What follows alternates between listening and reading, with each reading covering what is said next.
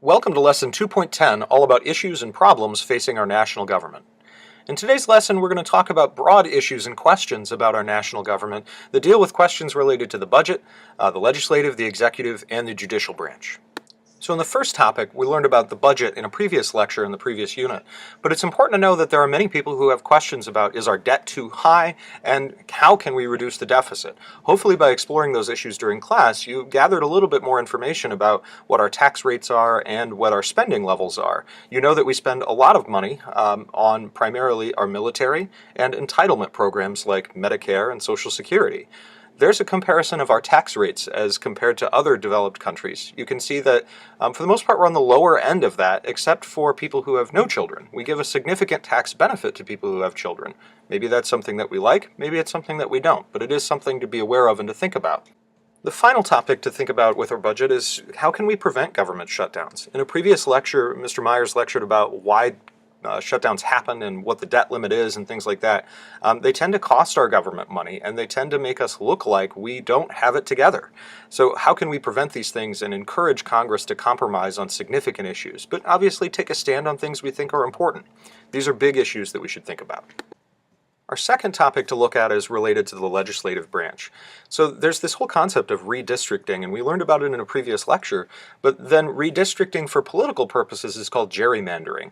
And there's an example there of 4 different ways that you could draw districts. If you know that 60% of the voters are blue party and 40% are red party, there's a perfect representation way where you would get 3 blue districts and 2 red districts.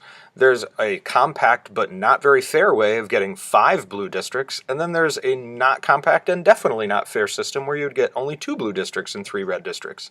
There are ways to fix gerrymandering.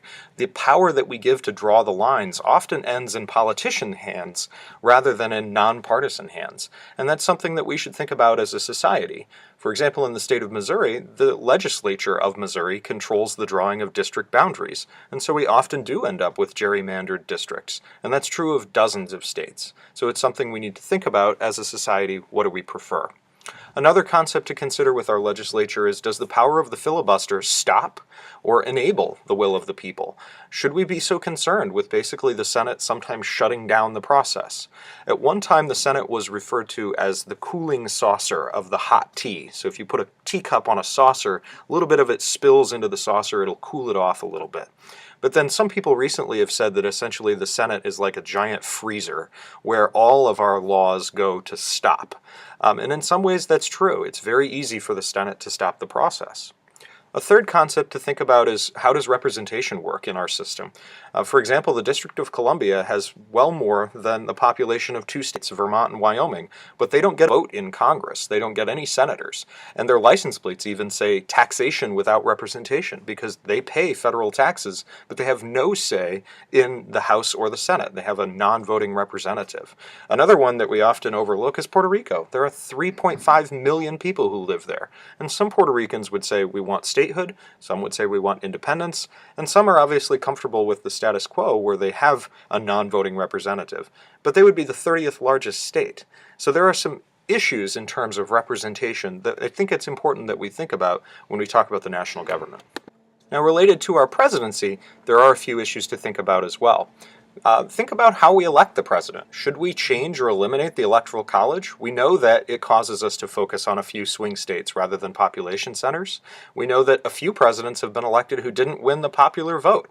Is that something that we're okay with? Does it balance the interest of the small and the large states? Or should we change it? Does the president have too much power to surveil us, to use the NSA to look into our private lives and to make war? We talked in class about the power of the president to go to war without congressional approval initially and then to go and ask for it later. And we know that that can be problematic.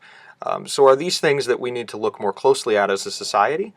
Do we need to be concerned about it? These are issues to think about as well. The final area to think about is our judicial branch and how we choose people for that judicial branch. With the recent death of Antonin Scalia, it's something to think about: should federal judges, and especially the Supreme Court, continue to serve life terms? When the Constitution was written, a life term meant only probably 10 to 15 years of people being on the bench.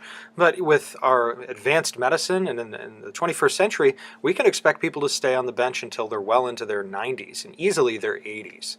There are many people in the United States who argue that that we should have some kind of a term limit system for the court so that it ensures that every president is given the ability to make multiple appointments or at least one appointment. Another consideration is, how do we choose people to be on the court? Many people often argue that we should elect judges, particularly the Supreme Court, but most countries don't do that, and because they don't want more political or financial influence on the court. There are about 2/3 of the states that do elect judges. Missouri has a hybrid system that we'll talk about later, but it is something to think about that when you have judge elections, judicial elections, those people often become very politicized.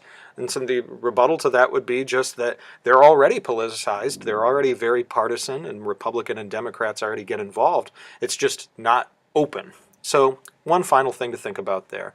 So I hope that you've taken some notes about these issues that face our national government, and we'll see you next time.